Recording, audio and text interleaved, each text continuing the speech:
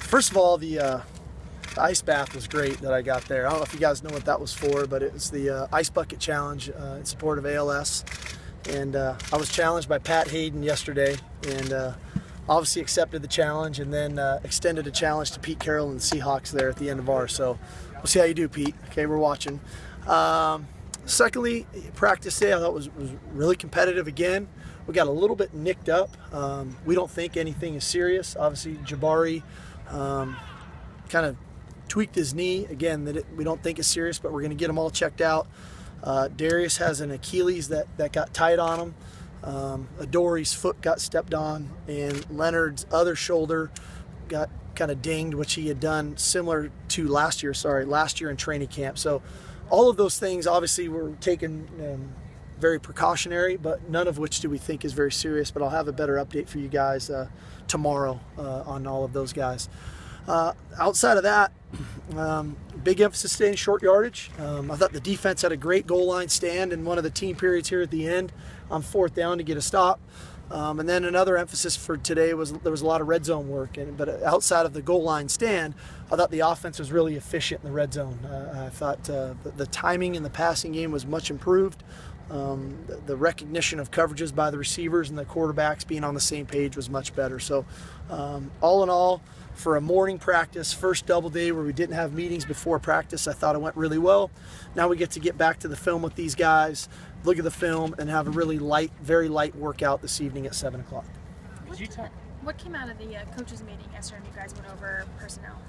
Well, one of the big issues was just making sure we're playing all of the proper and right people on special teams. You know, the natural thing is on special teams is you constantly want to play all of your best players, and you look up and Anthony Sorrow starting on 4 special teams.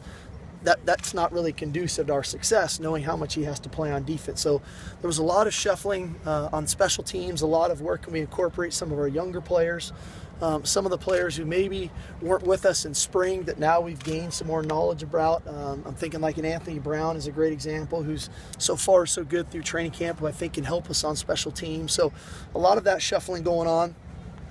You probably saw today Teddy Baker played some defensive line. Maybe you guys didn't notice that, I don't know, but he's been a kind of a down the line tight end.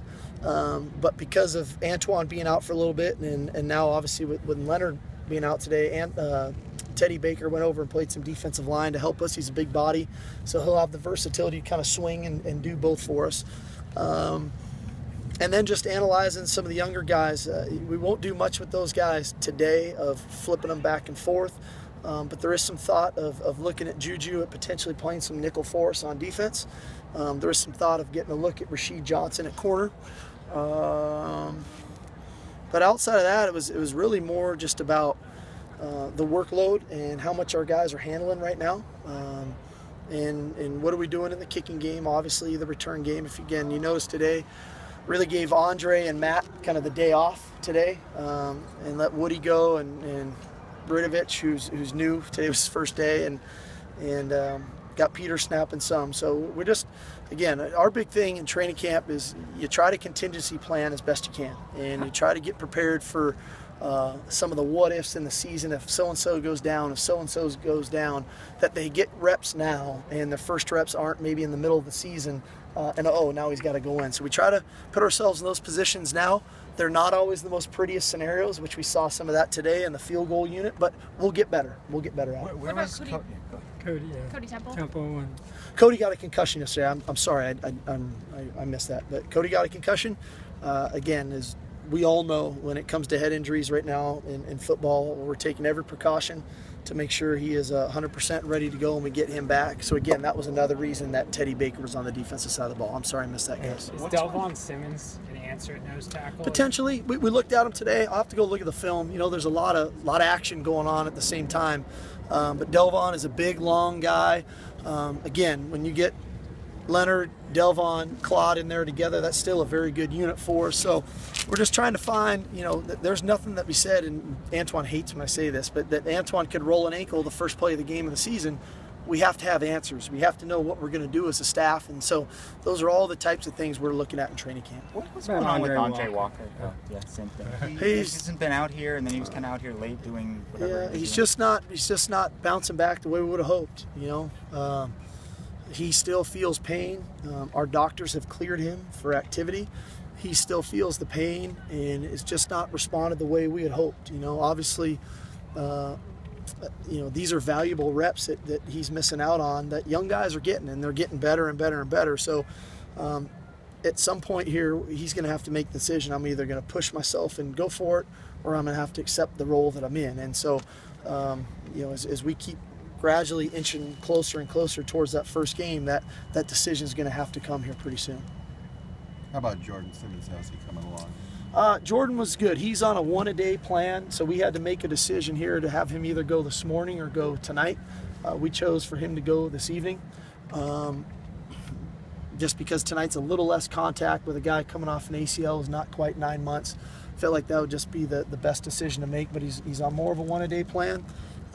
He had a little bit of swelling in his knee, nothing structurally wrong. That's natural for a guy coming off of an ACL. So we just want to make sure that swelling got out of there and then get him back going again, which we're able to do now. You guys have had the same 5 offensive linemen at the start pretty much every time on the first team. What is the thought process behind that? Well, we're just trying to create continuity, trying to get people on the same page, communication on the same page. That group is not set in stone by any means. I think, like I said, some of our younger players continue to improve. They continue to get better. I think Damian Mama has made very good strides. I think Vianney has made very good strides at guard.